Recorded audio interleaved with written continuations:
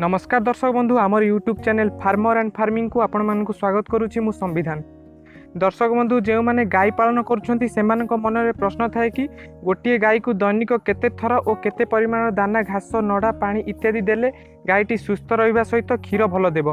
तेबे आजिर ई वीडियो रे मु आपण मानकु एई सब टॉपिक उपर किछि तथ्य प्रदान करिवि। तेबे दर्शक बंधु गाय को सर्वदा दैनिक 3 थर खाइबा को दियंतु एवं थरकरे 15 ରୁ 20 लिटर पर्यंत पानी पीवा को दियंतु।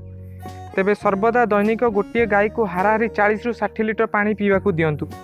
तेबे दाना सही भली प्रति गाय को दैनिक 2 केजी तार शरीर पाई एवं 450 ग्राम तार प्रति लिटर क्षीर पाई देबा को पड़ी थाए।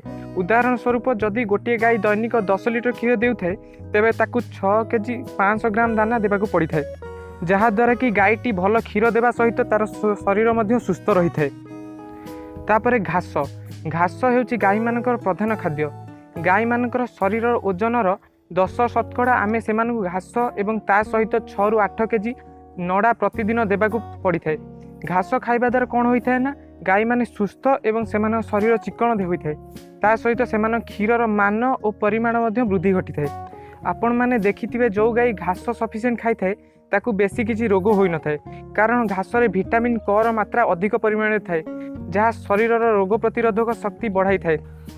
सेही भली नड़ा खाइबा द्वारा गाय पागुड़ी करिथाए एवं खाद्य सहजरे हजम होइथाए। दर्शक बंधु गाय मानकु सर्वदा खाद्य सहित 50 ग्राम लुण एवं 50 ग्राम मिनेराल मिक्सचर खाइबाकू दियंतु, जहा फल रे क्षीर द्वारा शरीर क्षय होइतबा लवण अंशर अभाव पूरण होइथाए एवं सेमानक हाड़ मध्य शक्त होइथाए। तेबे दर्शक बंधु आज पई एतिकी।